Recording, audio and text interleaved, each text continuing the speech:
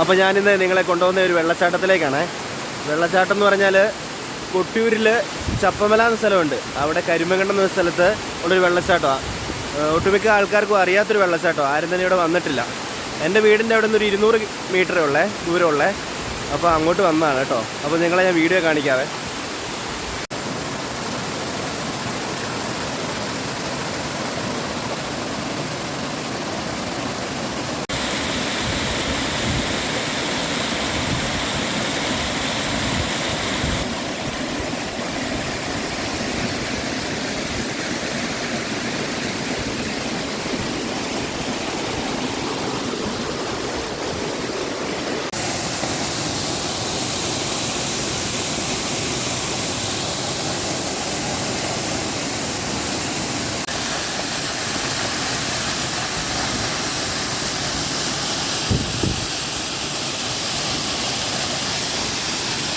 അല്ലേ, വീഡിയോ ഇഷ്ടപ്പെട്ടിട്ടുണ്ടെങ്കിൽ ലൈക്കും സബ്സ്ക്രൈബൊക്കെ ചെയ്യണം കേട്ടോ.